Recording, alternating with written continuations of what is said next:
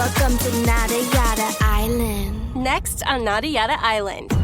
I knew I deserved so much more, so I left. I finally switched to Metro and got what I was looking for. Get one line for only $25 a month with AutoPay. Just bring your phone to Metro and experience all the data you want on the largest 5G network. That's Nada Yada Yada, only at Metro by T-Mobile. First month is $30. Bring your number and ID. Offer not available if with T-Mobile or with Metro in the past 180 days. Welcome to Mind Love, episode 133.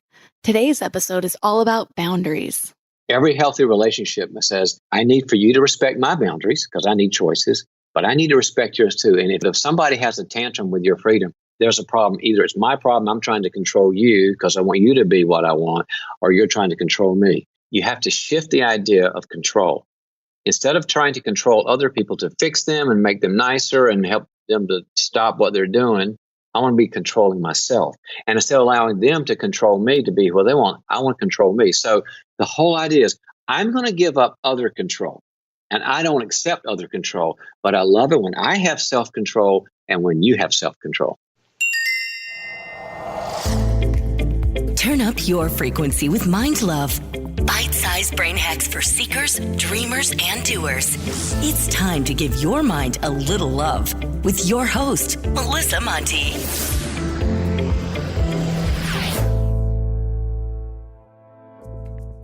Hi, friends and wild people. First off, if you haven't subscribed to the podcast yet, please hit the subscribe button. More subscribers means even better guests and tons more value. Plus, it helps me grow the show so more people can find it. And if you ask me, everyone could use a little more mind love. Today, we're talking about boundaries. This is a topic that's near and dear to me because for most of my life, I had zero boundaries. And somehow I prided myself for it.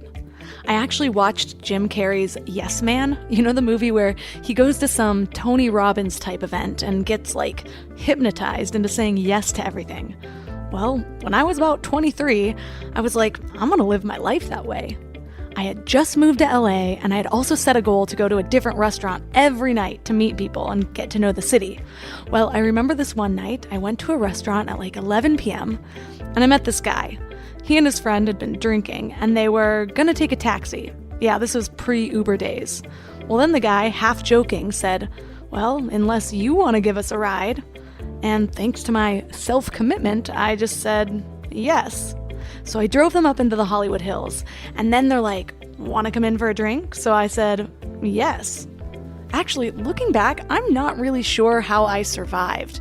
Somebody should have tapped me and said, hey, Melissa, maybe don't get in this car with strangers and drive somewhere where no one can hear you scream. Whatever, I did. Well, it turned out it was John Corbett's house. You know, the guy who played Aiden Shaw on Sex and the City? Yeah, I was up till 5 a.m. and I had shit to do the next day. Come to think of it, this might not be the best example on why to say no, and likely an unnecessary tangent. But another fun thing that happened during my Yes Woman challenge is I got a tattoo I later regretted. I also got a boob job that year that I didn't really want. Yeah, don't make permanent decisions during a temporary challenge. So I guess I will say though, I had a lot of fun, but I accomplished pretty much nothing that year.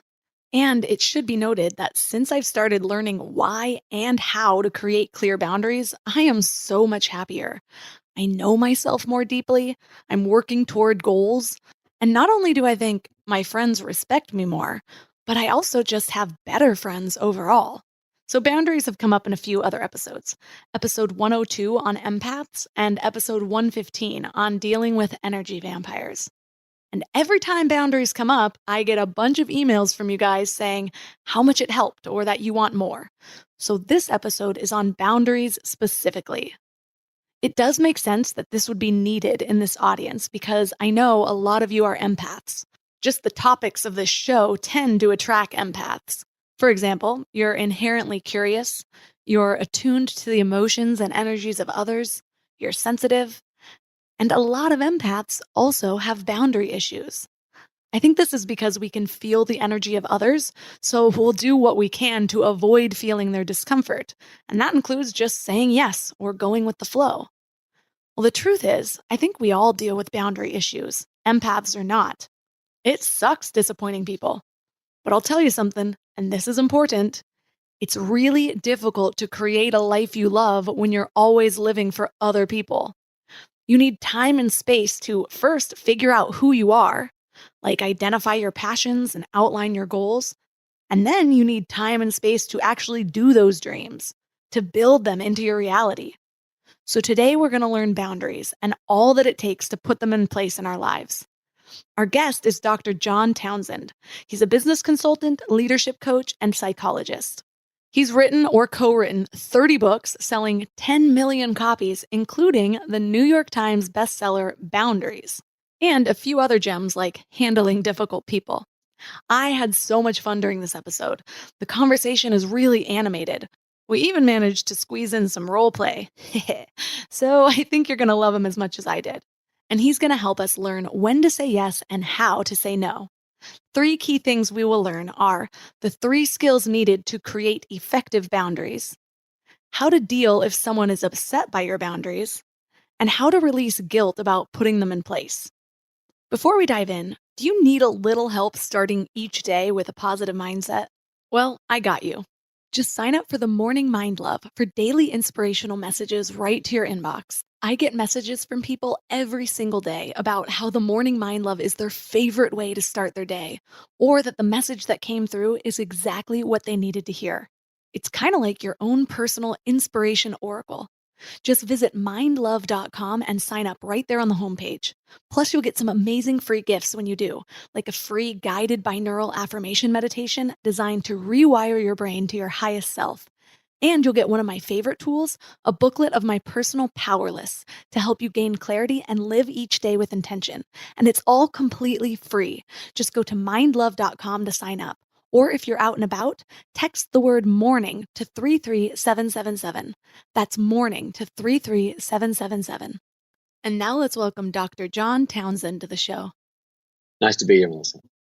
So I am curious, how did you start working in boundaries specifically? Because that is something that comes up so often. I'm an empath. I honestly didn't even know what a boundary was until I was like 28 years old, and I'm still working on creating them.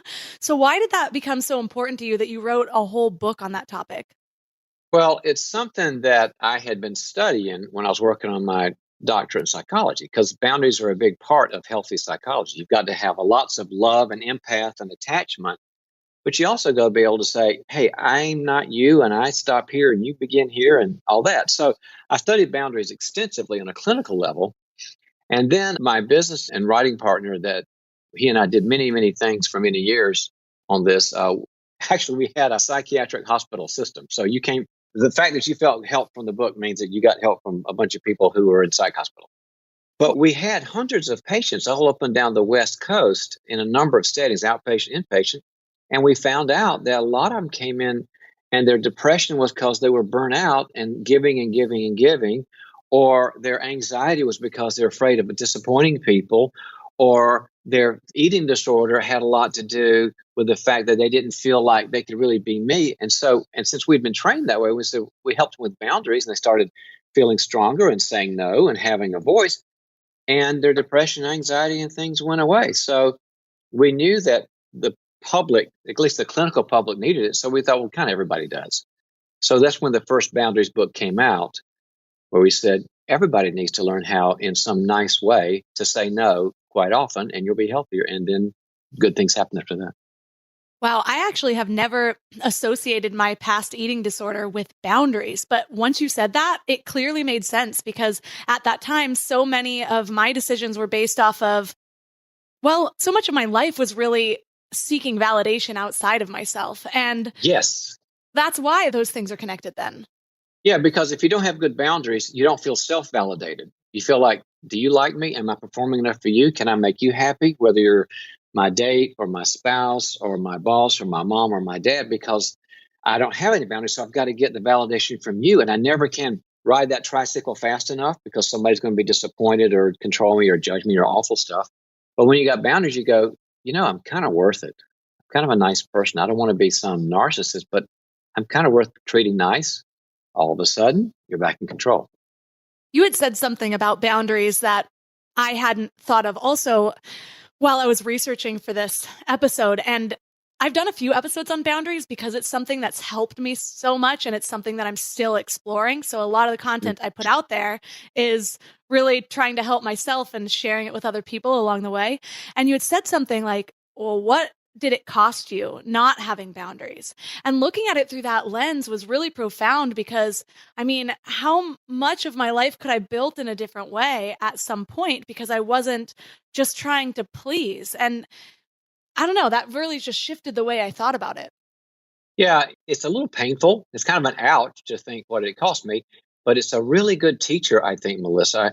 Sometimes I'll give that talk to like a leadership audience, a bunch of CEOs and stuff, and I'll say, now that you're seeing that you're kind of a people pleaser, what did it cost you? And some people will say, well, it cost me, I felt resentful all the time, or I wasn't happy, or I ended up not pleasing anybody, or I was anxious. And one guy goes, he raises his hand, he's in the back. I said, yeah, what about you, sir? He says, well, do you think that $5 million in a divorce counts? Everybody kind of laughed in a, not a mean way, but kind of like we get it. He was saying, yeah, I had no boundaries and that's what it cost me. So he was highly motivated to say, I got to find what we call a no muscle.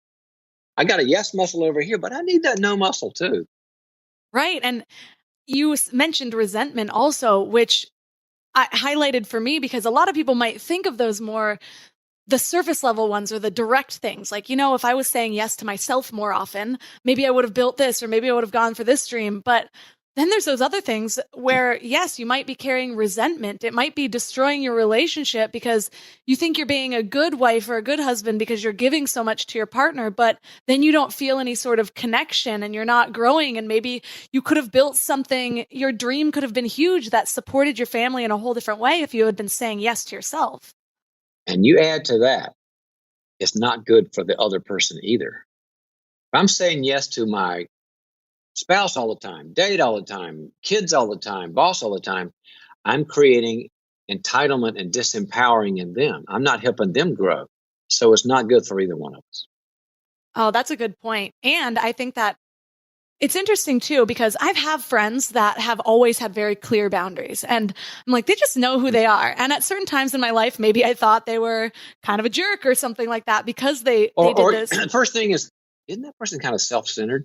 Yeah. It's the first thing we think, especially empath. Empaths always go, you're not like me. You're saying no a lot. You must be selfish. And then you go, maybe we're doing something right here. Somebody put it for me in a really cool way. They're like, you know, that we hear our whole lives that being full of yourself is so bad, but who are you supposed to be full of then? And when you think about it, that was just really... That is a bullseye. Right? Right. And I think that even if in the moment I didn't like the way that person was responding because they were saying no to me or they were just doing their own thing, in the long term, those people gave me permission. When I was then finally understanding what a boundary was, I'm like, well, what would Michelle do? Or what would Joe have done? Or whatever it was. And then they ended up kind of being models for me in my own life. All right. Can I ask you a question? I know you're interviewing me, but I'm very curious now. Can I ask you a question? Yeah. So what was your first boundary when you finally, the lights came on and you took the big gulp? What was your first boundary? Oh, it was actually more recent than I would like to admit, but I was a huge party girl. And I actually remember watching the movie with Jim Carrey where he just says yes to everything. Yes, man. And I was like, I'm going to live my life like that. And so I just would say yes to all these things. You thought that was good? Oh, yeah. I thought it was good. And there's a book called The Year of Yes, which we will get into, where it's just like, start saying yes to more and maybe you'll have more opportunities. I will say there were times where I ended up like in the Hollywood Hills at celebrity parties because of the way I was doing this. So it was fun for a while. But what happened is at that time, I didn't know who I was or what I was trying to achieve. So it was a lot easier. It was almost a distraction for me not having to build my own life. When I finally started to get clear on what I wanted to do and the impact I wanted to have on the world, that's when I had to start saying no to some of my friends. It's when I had to drop some friendships. It's when I had to choose something that was going to be productive in my life versus not. Or was it for like bandwidth reasons, like I love you, but I got too many friends and I'm going through this dream? Or was it more like you're sort of toxic? I mean, which both. Sometimes it's both. It was both? Yeah, it was both. Okay. So you had quite a collection is what I hear. Well, because I had no boundaries. So I had to learn boundaries from all the angles. And so, yes, it was like, no, I need to do this. I need to finish this today. Also, being able to see what are you adding to my life? Or is my energy depleted when I'm done talking to you? Or do I feel... Well, that's what I always tell people. It's in my new book, People Fuel. I say the same thing. I said, look, it comes down to the gains and the drains in your life. There's some people after you have lunch with them, you feel energized. I feel positive. I'm creative. I'm going to go out and, kick butt. And that's the gains. The drains, you can tell because after you have lunch with them, you need a 2-hour nap to recover from them. It's so true. I remember this one moment. There was this one friend in my life, and we actually sort of had a falling out. And then I was doing my best to repair that. And we got together. And at the end of this little lunch, she felt great. And she's like, I'm so glad we reconnected. And my husband picked me up. And when I got in the car, he's like, I want you to notice right now your energy is at an all-time low. And I was like, yeah, that didn't feel good at all. And so I realized that reconnection was not the best thing for me.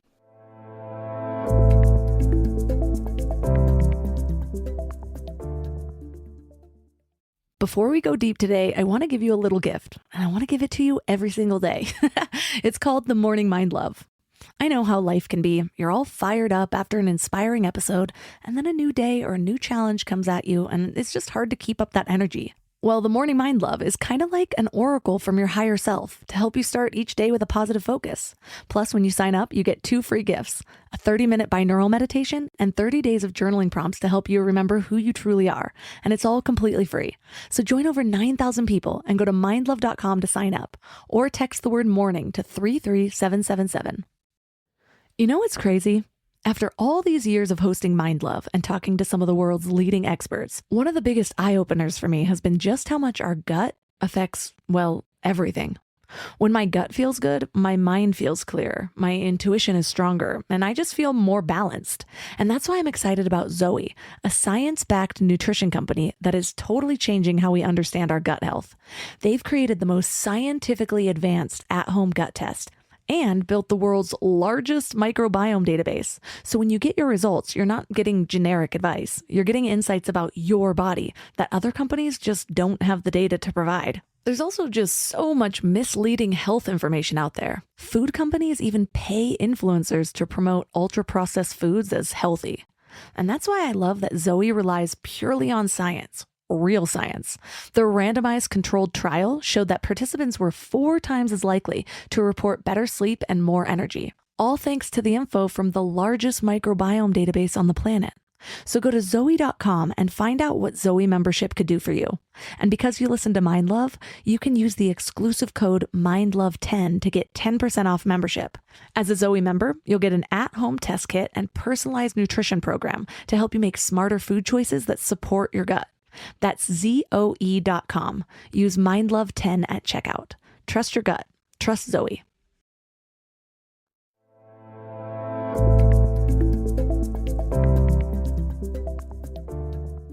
Yeah, it wasn't mutual. I mean, we're supposed to have a drain on each other, but it's a 50-50 back and forth. Oh, I just dropped my earphone. I'm draining myself here. Hold on.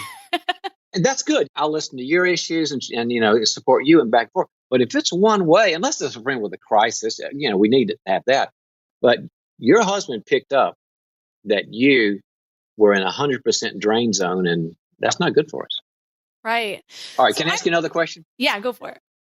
So, because everybody says to me, well, they don't much anymore. It's been a while since we wrote the book. They say, well, I'm a lover. I'm an empath. And I learned that I'm just loving too much and I'm going to have boundaries. And I think you're saying that the cure is boundaries and being a jerk. And they kind of feel like there's this win-lose. Like the more boundaries I got, the less loving I am. And I said, it's the other way around. The more boundaries you've got, the more caring and you have something to give and offer and free flowing of love for others. Now, as a card-carrying empath, how have you found your ability to love and connect with others now that you have boundaries? Is it better or worse? It's better. And what I realized is that I learn things through reframing. As long as I'm able to reframe it in a way that's powerful for me. And what's really worked for me is realizing that it's not of a lack of love. It's actually showing more love to myself. Because if I can make sure that my energy isn't depleted, I'm going to have more energy and more discernment for the things that I actually think are going to make an impact in my life instead of just being this like leaf blowing in the wind wherever the wind might blow me. I can make conscious decisions about what I want to do with my time and energy. Plus, I bet you're more empathic too. Yeah, probably. I can see that. Empathy takes energy to focus on somebody and what they're feeling and the nuances and their tears and their face. And if you're always giving and giving and giving and never have any boundaries, you don't have the energy it takes to be a really good empath. I bet you're a better one now. Right. That makes sense to me because whereas before it would just be more of a state of overwhelm, whereas now I'm like, what am I feeling and where is this coming from? And I can actually discern what's coming to me, what's my own, which is still something I'm learning. I'm not great at it. Like I said, I got a really late start on boundaries. But therapists have a thing called compassion fatigue. So does doctors, so do pastors, so do helpers, blah, blah, blah. Parents do, because they give and give and give with no boundaries. And their giving doesn't really, it's not a good quality giving. Like you said, their head's full of other stuff. And they're a leaf blowing in the wind. So when they get boundaries, they get focused. And all of a sudden, the quality of their helping increases. So I'm curious though, say you have been a yes person for a really long time. There's one thing if you were always that person that was just like, this is who I am, these are the things I say no to. But when you've been a yes person for so long, and then all of a sudden you're switching to boundary mode, how do you speak that to your loved ones? How do you let them know that, hey, I'm not being a jerk, I'm just developing something new in my life? Well, before you speak, I have a system for telling people this, teaching people this. First off, you've got to commit yourself to learning 3 skills, and they're boundary skills.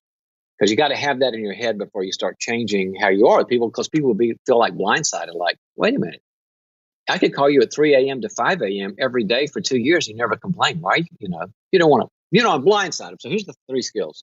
You must learn to define yourself. From now on, I make a commitment that I, Melissa, I'm having a conversation with somebody and they say, I want to eat Chinese food. Don't you? I need to say, not today. That's defining myself. I've got to define myself as what I love and what I don't love, what I've got time for, what I don't. Define yourself. Number 2 is I must learn how to say no in loving ways. And I have a 5-word thing for that. That doesn't work for me. That doesn't work for me. Hey, can you go out like hanging out with me tonight? Well, I'd love to, but that doesn't work for me. I mean, it's kind of a nice way to say no, because good boundaries mean you've got to disappoint people quite often in a nice way. 3rd skill is I've got to learn to confront in a loving way. And I got to say, that hurt me when you said that, or you said you do X and now you did Y. That's hard for me. Those are the 3 skills. So you got to commit yourself to those in your head, because then you go, all right, it's worth it. But you don't go and sit down and say, by the way, I got a great announcement at our Starbucks lunch. I'm going to have these 3 skills with you. That's kind of sucky.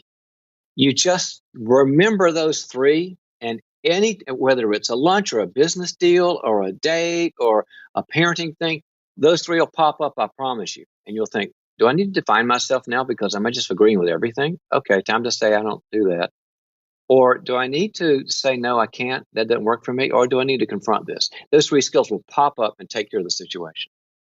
I'm curious, when we're trying to apply those 3 skills, what I found is there have been times in my life, and it's something that I'm working on even right now, where I have reacted and didn't realize that I was reacting in a state of stress. Maybe somebody asked me something, or I felt like they were putting an obligation on me, and I was like, I just can't do that. And I have to step back and like take a few deep breaths and get to the point of even being able to discern that this is something I need to confront.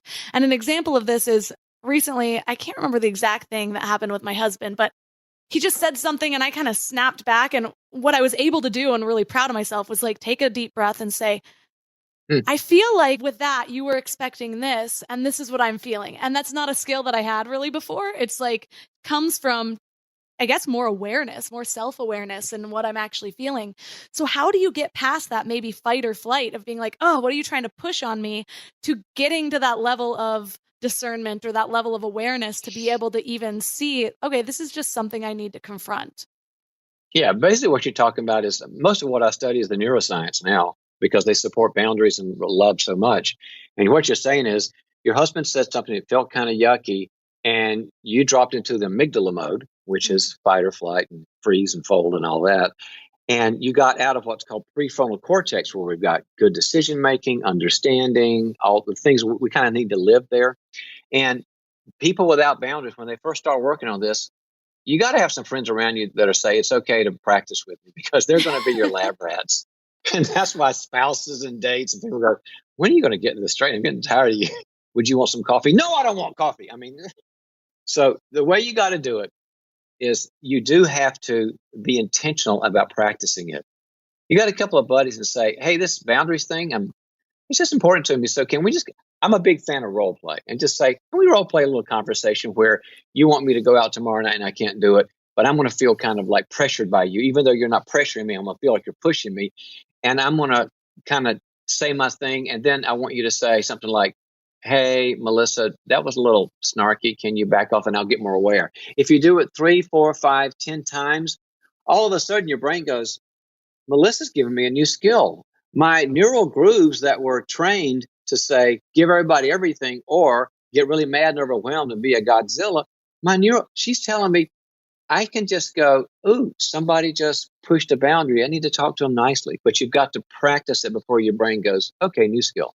Right. And I think it could even be helpful just having some of those phrases. Like, I like that doesn't work for me. Recently, people have been posting, there's like a viral Twitter thread of people saying like, how are you guys getting off the phone now that we have nowhere to go? Because we're in quarantine. And people were posting stuff just like, somebody wrote, I've just been saying I've got to go make dinner no matter what time of day it is. So, somebody else just said, I've just been saying I'm done, and then hanging up the phone. And so to have some useful phrases in mind might be really helpful. Yeah, but some of that doesn't help you grow. It's just more of a quick fix. I mean, I understand the 24-hour dinner excuse, but it doesn't have to help you face those fears that cause you not to have boundaries. I think it's worth saying when you feel ready is, well, I got to go now. Now, a normal person will say, yeah, ciao. But a person who kind of wants more of you, or they're sort of dependent, or they haven't told you their whole life story and all their woes the last 2 hours, they'll go, why? They're telling you I'm not a healthy person, but that's okay. We got lots of unhealthy friends. So you say, hey, I got to go. And they say, why? And I think the healthiest answer is not to hide behind an excuse and say, I just got stuff to do. You take care. I'm just done with this conversation. No. You see, that kidding. was kind of harsh. Yeah. I tried to be nice. But to give some kind of made up excuse, it doesn't make you face the anxiety that caused the boundaries in the first place, or the boundary problem. But just to say, yeah, I got to go. Why? I mean, I haven't told you about when I was 7 and 8 and 9. And you say, I know, I'm sorry, but I got to run. Okay, you take care. Did that sound mean, Melissa? No, it sounded lovely. And did I give a lame excuse? No, you didn't. Right. And so I go, ooh, that was bad. I should have come with an excuse. And then I go, I feel stronger. I was nice to her, but I feel stronger because I didn't hide behind a lame excuse. I can do this more. I think it's really important to notice that feeling of strength, because I think that's the things that keep us coming back to the new habits, is like checking in with yourself and saying, how do I feel after this? Just yesterday, I was on the phone with my cousin and that same thing came up. And it was funny because my husband was sitting at the computer. I was on the couch and I was like, well, I got to go do some yoga, so I'll call you later. And then as soon as I hung up, I was like, I'm not doing yoga. I'm watching Netflix and drinking wine. And he just starts laughing and he's like, why'd you tell her that? I was like, I don't know. Maybe it felt weird saying I'm watching Netflix and drinking wine. But what are some of the fears that you think really are holding most people back from the boundaries? What are we so afraid of? There's 3. And everybody is kind of a combination of 1, 2, or 3 of these. Number 1 is the fear that I will lose relationship. We're relational people. The attachment theory, the material, and all the neuroscience says we're formulated to have deep relationships. And if we don't have deep relationships, it's not like a luxury. It's like I don't have enough protein. I mean, I'll die. We die sooner and have more medical and psychological problems if we don't have attachments. So I'm afraid that as long as I go along with you and get along and I keep you happy and I comply to what you want, everything's cool. But if I disagree or I don't want to do something, you'll leave. Or even more subtly, you'll disconnect from the relationship. You'll be there presently, but not presently. You won't be with me while you're with me. You'll shut down.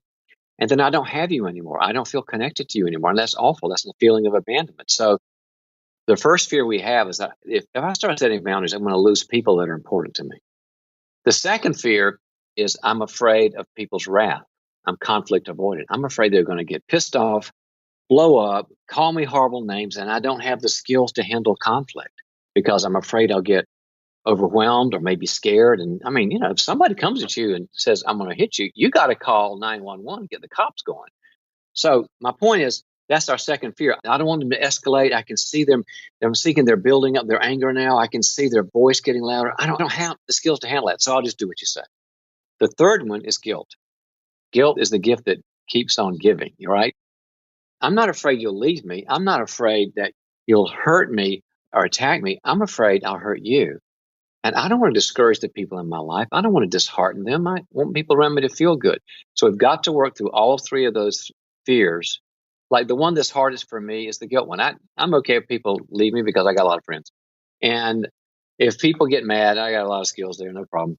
But it still kind of gets to me. I've been working on this a long time. I'm much better than I was. But when somebody sort of guiltifies me and say, well, I thought you were my friend and you've disheartened me, that gets in a deeper level. So you're always working on those three problems and have skills involved in solving them.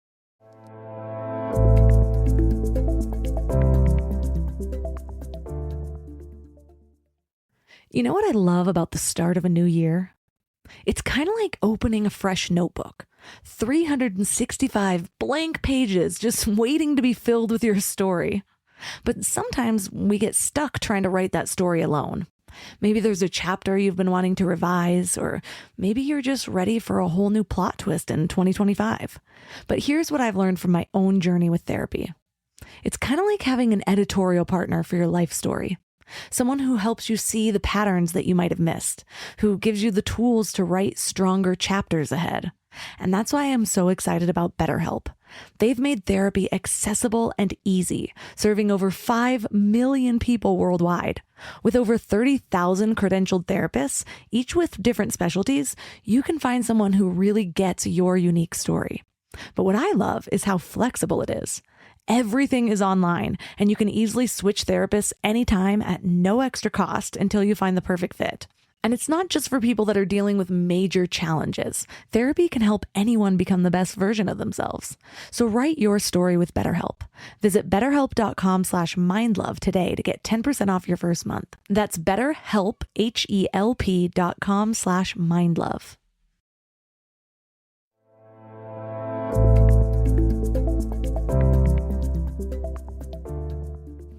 What's interesting to me is I've gone through the process of all three of those for sure. I'm thinking of one friendship in particular that I had for 10 years. And this was during a time where I was partying a lot. I had moved a lot. So I never really had my own grounded life. I would be at a new city and I'd just be like, okay, well, what are we doing tonight? And be grateful. Party season was 10 years long? Oh, it was longer than that. I just ended when I was like 29, started when I was like 18. I'm glad you're in the land of the living. Right? I know. I figured if I'm still here, I must be here for a reason. And so this one friend, though, she was also very confrontational. So what happened is I went from the go with the flow friend that I would just ask her what we were doing. And then I started developing boundaries. And it was one of the friendships that did melt away. But what I found is I had a lot of fears around that before, which is why I said yes to so many things. But by the time I had developed boundaries, I was developing them because I was, as you were saying, defining myself.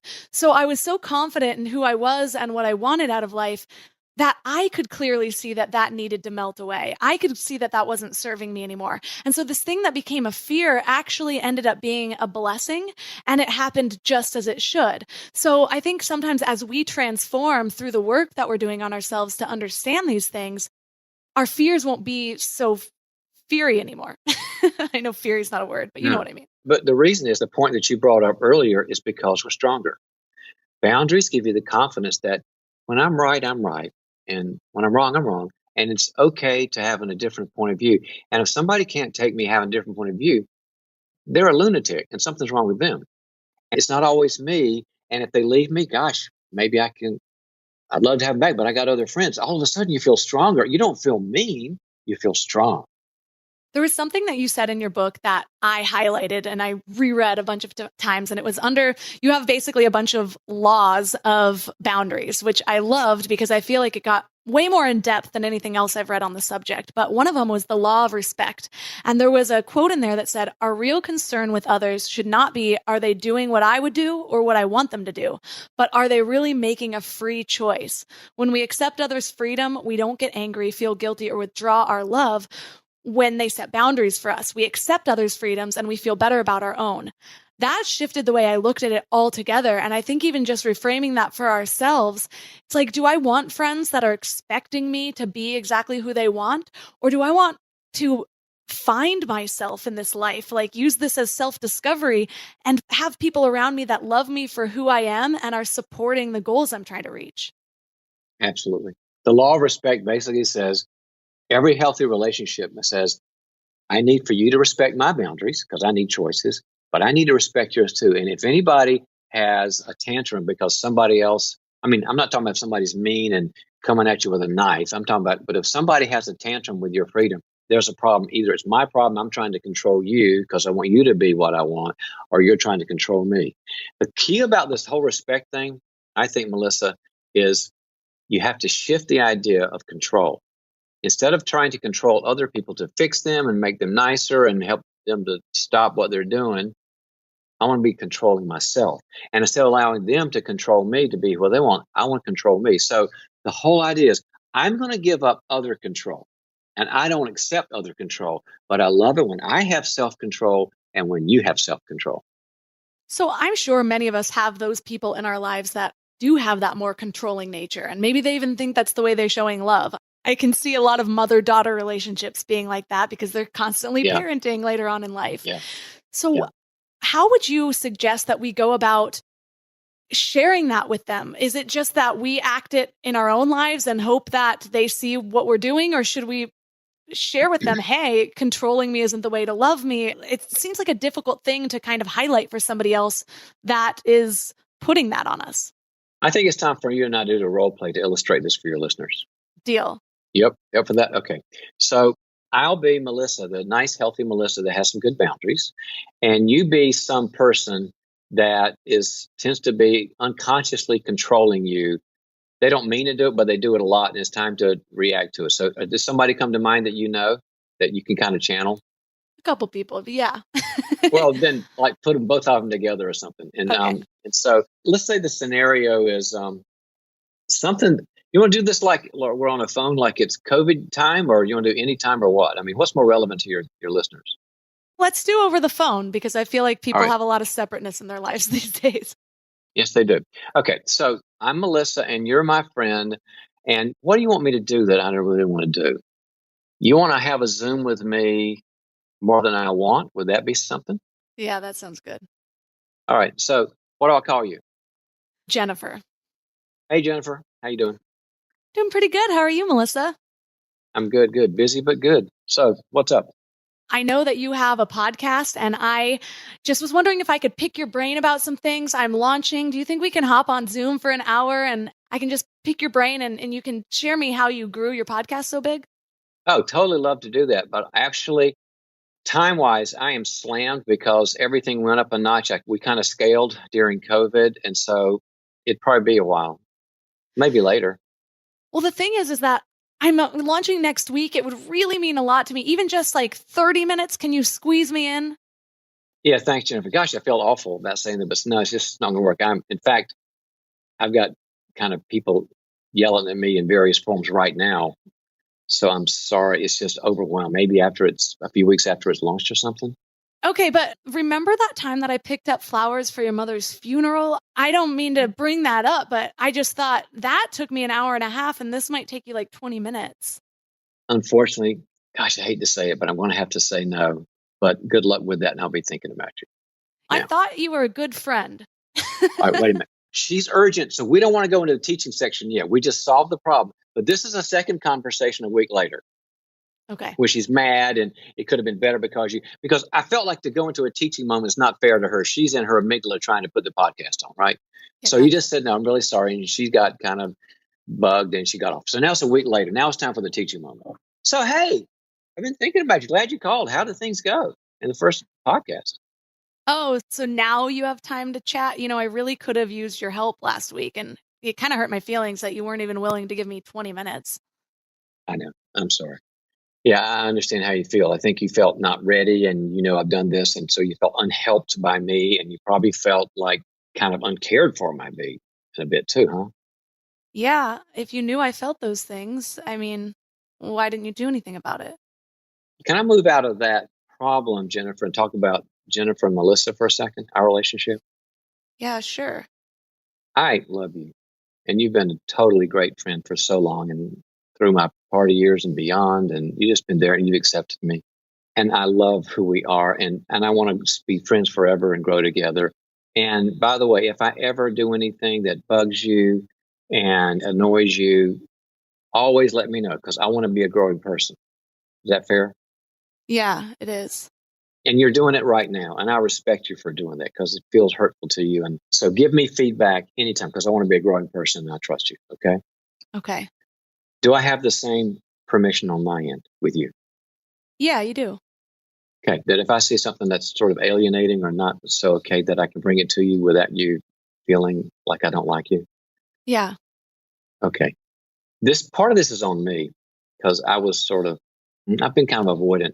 But you and I have, with all the cool stuff and fun stuff we have in our history, there's also a thing between us that you don't take no from me very well. Oh. And the experience I had, I'm feeling bad because I should have told you sooner, but I'm just growing in this area. I got a little boundaries muscle. I'm trying to make it bigger. But there have been many times when I'd say I didn't have time or otherwise occupied or I want to do something else, even before the crisis, going out to dinner or spending time. And if I couldn't do it, you'd feel abandoned by me and like I didn't care. So it got me feeling like I can't say no to Melissa without getting her thinking I don't like her. And it's just a pattern. And I would wish that I can say no when you go, okay, bummer, I'll go somewhere else. And you can say no to me, okay, bummer, but we're still friends. That's my desire. But it kind of hasn't happened yet. Does that make any sense at all, Jennifer? I mean, I guess I can kind of see that now that you're saying that, but I wasn't aware that I was doing it. Yeah, and I wasn't aware of all the crap I was doing either. So welcome to the unconscious club. But I'm just trying to be more direct and honest when I do have bandwidth limits and stuff. And I love spending the time with you that I do. But and like I said, I'll change in any ways that are healthy for you for our friendship. But the next time I say I don't have time, money, or space, if you could just go, oh, I'm sad, we'll talk later. That would be a real benefit to me. Is that doable? Yeah, I can do that moving forward. Thank you. That was really helpful. And what's interesting to me is I've never really thought about doing something in that exact way. But after these two specific friendships that were like big friendships that melted away because of my boundaries, I have another best friend that lives right next door to me. And we have that kind of communication. And part of it is because I don't want the same thing to happen with her as happened with the other friends. And I find there's such power in just being vulnerable and saying, like, instead of just trying to create boundaries without saying that you're creating boundaries, it's so helpful to just say, like, hey, I need to let you know I am working on boundaries right now. I have not been good at it.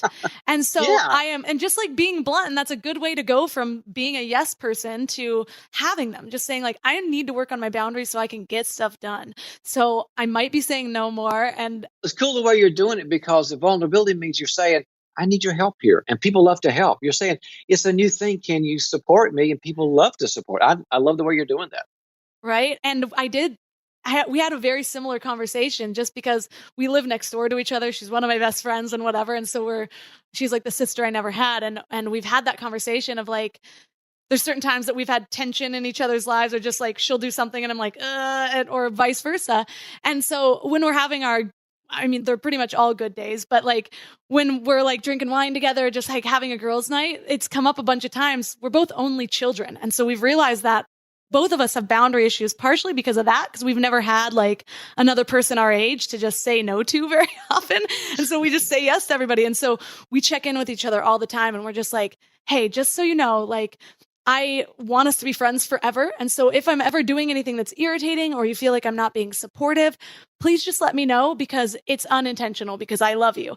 And having those conversations and not even waiting for it to be a low time, just opening the doors to having that vulnerability in a relationship is so helpful. Well, now that you set the ground rules with your friend, has the occasion come up that you've had to work through a no conversation and talk about how you felt? Well, I will say she's the absolute best person to even try that with. She's never even once made me feel uncomfortable about saying no. But it's helped me she's kind of a role model for me in that way because she's always been good at the saying no and knowing who she is. So I love that about her. But it has been helpful in other conversations, just being real with people and saying, and sometimes one in particular actually still pushed back and didn't like it or pretended like they did in the moment. But again, I think those were reasons why we grew apart, and it made sense to me and it was easier for me to let it go.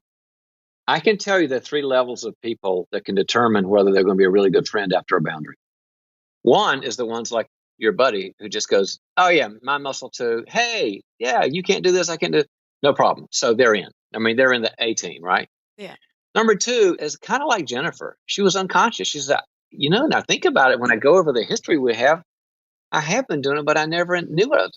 I love those people because they're innocent. They just didn't know. And so they can be sort of like made more aware. They're fine. And the third, actually there's 4 groups. The third group will sort of grumble about it and never get it, but you still like them for other reasons. Maybe they're more fun or serious or good musician, whatever. Or they know where all the great restaurants are. But at least they change their behavior, but they don't show any insight. They just grumble, and it's kind of, okay, it's worth the grumble. Okay, kind of keep them around. And the fourth group is just they give you a horrible time every single time, and that's the ones that are sayonara. That makes a lot of sense.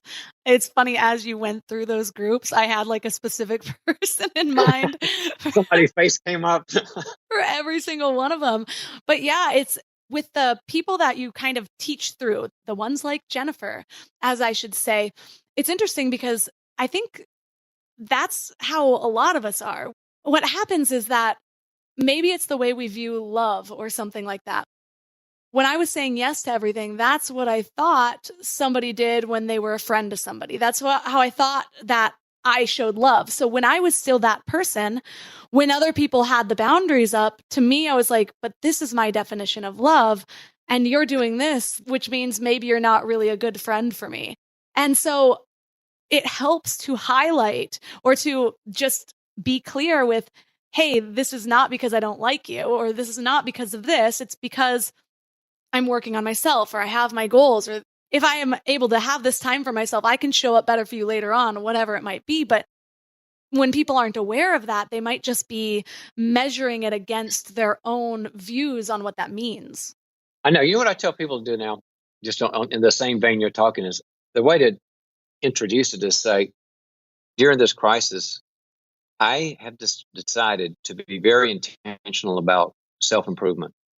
Because there's time to do it, stuff I never got to. And it's very important to me because when this is over, I want to be a better Joe or Sally.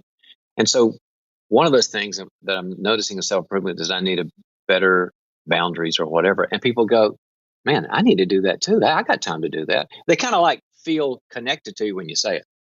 Yeah. There's another thing that you said in your book. I think it might have been in the Law of Responsibility, but it's that we are to love one another, not be one another.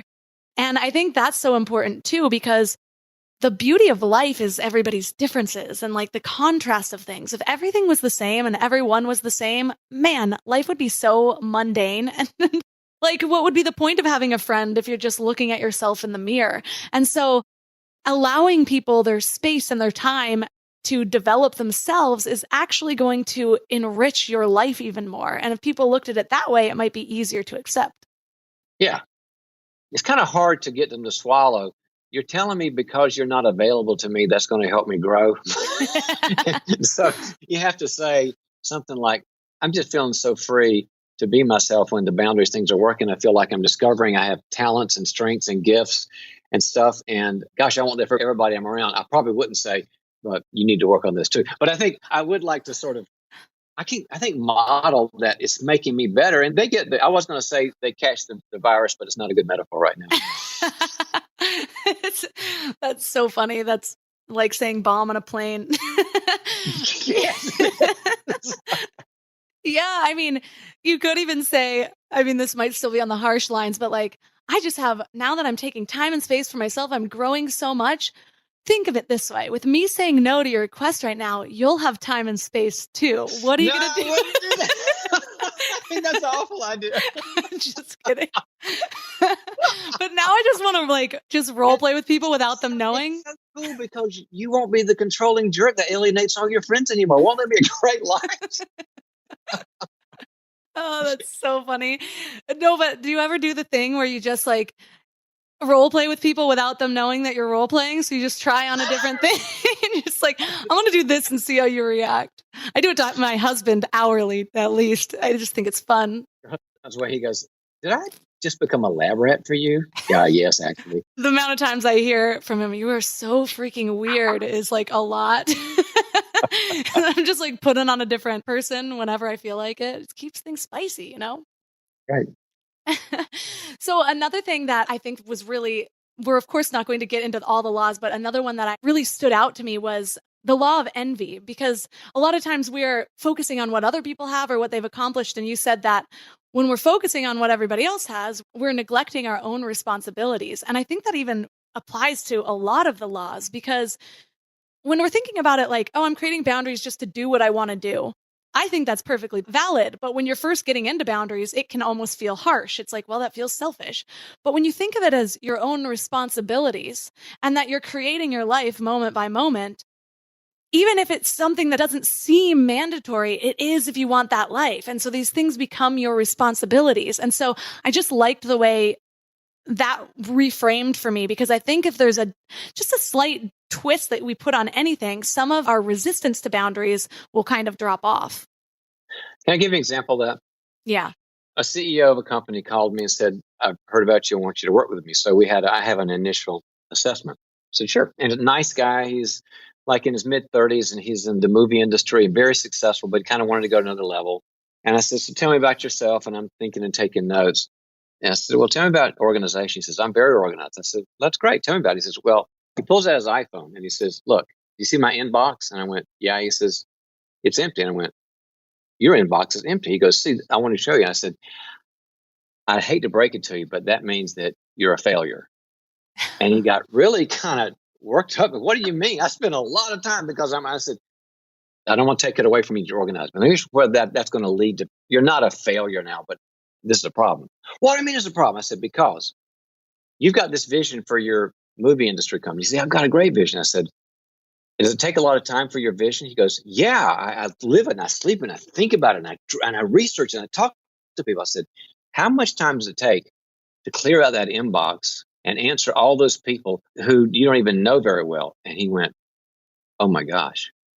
He said, it takes so much time every day. I said, do you ever feel kind of resentful about that? He says, I get really pissed off because why are they emailing me? I said, because they're free to email. I said, but I don't know any ultra successful person who keeps their inbox clear, or either somebody else is clearing it for them. If you don't have people kind of like, hey, where are you?